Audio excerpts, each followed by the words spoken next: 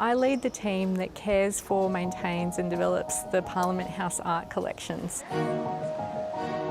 Within the collection is a 1297 copy of the Magna Carta. It's not only important to this collection, but it's an important piece of global history.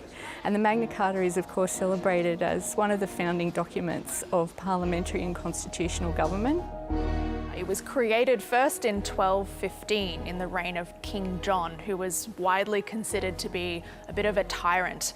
He endured an uprising from his barons who essentially forced him to sign this extensive document that outlined the freedoms and liberties that his subjects should enjoy.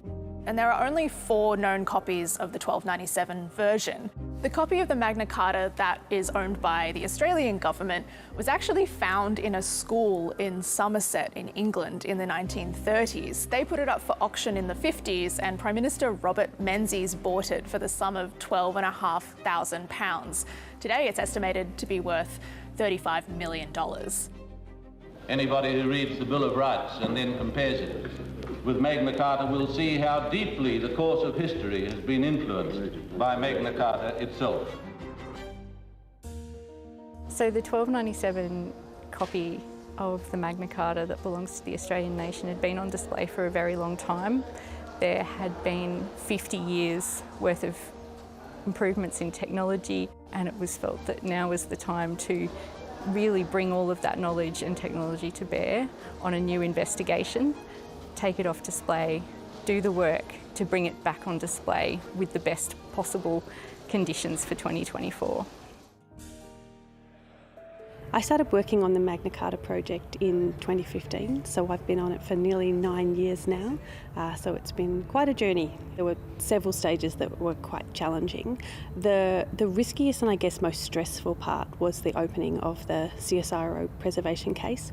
So as you can imagine, Magna Carta is at that stage like encased in between glass and lead and silver, so while it's very safe in there, it was a very careful process to cut it out. And we did that by slicing through the lead at the sides of the case. So that was quite, a stressful process.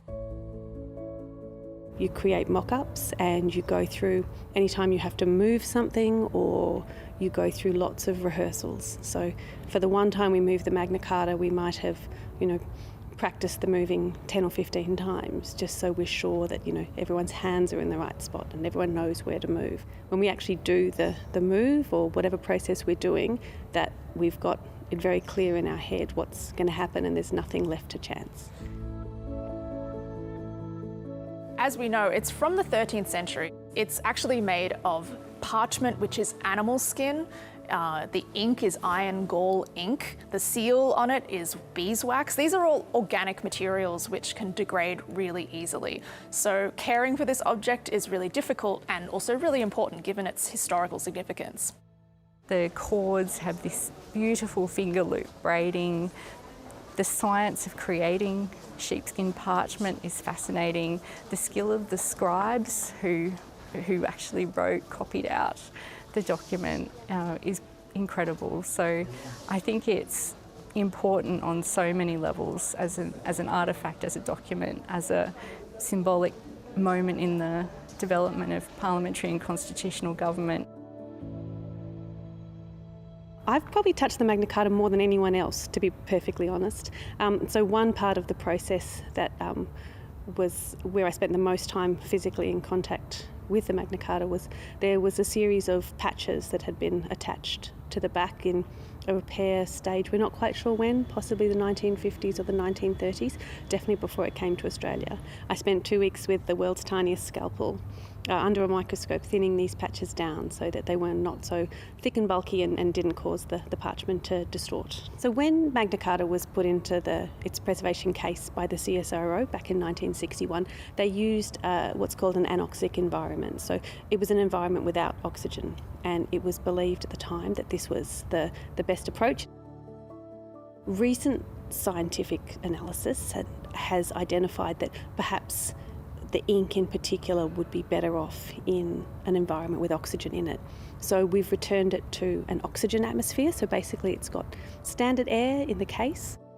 The preservation case controls the humidity at a low and stable level, and we're very closely monitoring the light. So light is a very big factor with fading and other forms of degradation.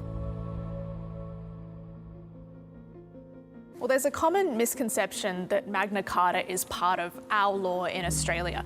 It's actually not. It's only relevant, really, to UK law, despite not being part of Australian law. It also had an influence on the principles that are in our constitution today in Australia. The main one being that everyone is entitled to a fair trial under the law, that no one can be imprisoned without a fair trial. To have a 13th century copy of that document is an extraordinarily important symbolic presence for visitors to see the depth of that history of development, as well as to be an inspiration for future generations.